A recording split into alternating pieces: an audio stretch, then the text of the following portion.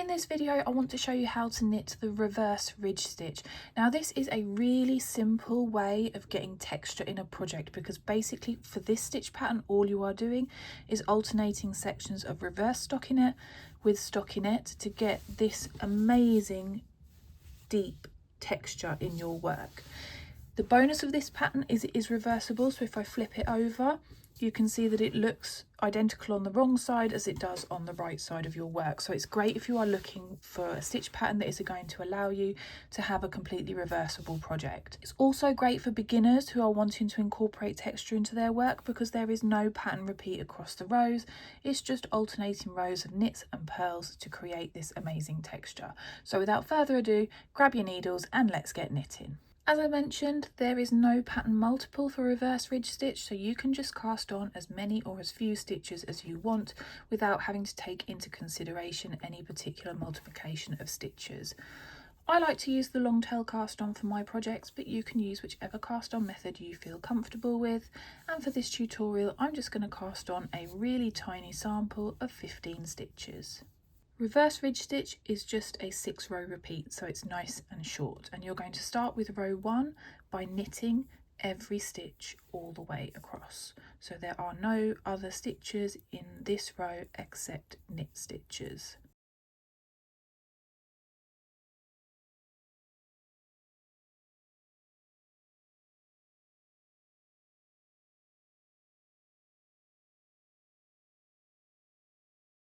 For row 2, you are going to purl all of your stitches.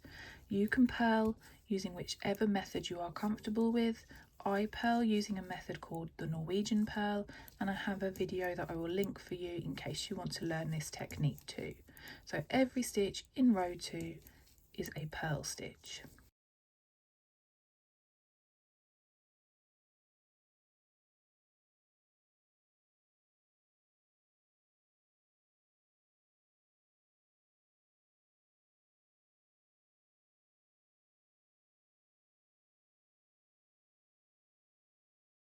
For row 3, you are going to knit every single stitch again.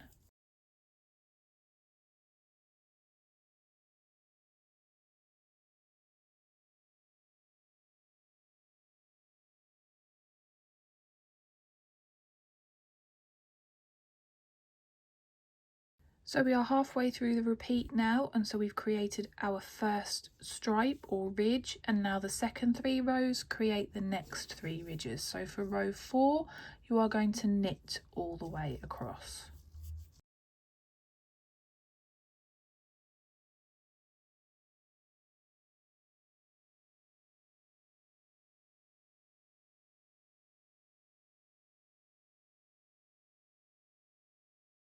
Row 5, you are going to purl every single stitch. So row 5 is the same as row 2 in that you are going to purl your way all the way across your row.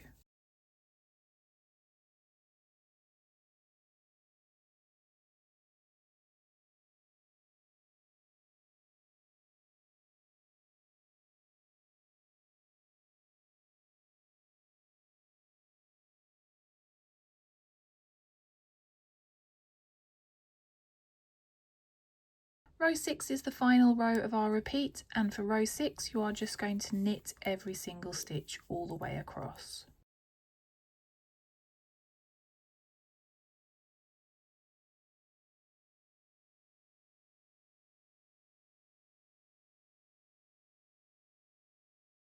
And there we go, that is your 6-row repeat. So nice and simple, yet it really does give such an amazing amount of texture.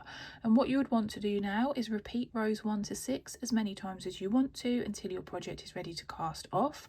And when it comes to casting off, I would always recommend that you cast off knitwise on a row 1. That will give you an entirely symmetrical top and bottom, like my sample in the introduction had. A couple of final bits and bobs before I leave you to your knitting. I have shown you a reverse ridge stitch that is a 6-row repeat, so each of your little blocks is 3 rows. Now once you feel more confident with knitting this, you could change things around, so you could work 5 rows in each block, so a combination that is a 10-row repeat to give yourself wider ridges. It's actually really easy to adjust this pattern so that you've got varying widths of ridges or just chunkier ridges in general if your project is bigger. You just need to change the size of your stockinette or reverse stockinette sections, but remembering to make sure that each section, so each single ridge, is an odd number of rows. You could also work small sections of this and incorporate it into a blanket. You will see that some of my blankets do have this technique thrown in amongst other stitches, and I'm going to link one now that does use a little bit of reverse ridge stitch so you can see what I mean. That's all from me for today, and I'll see you again for another video soon.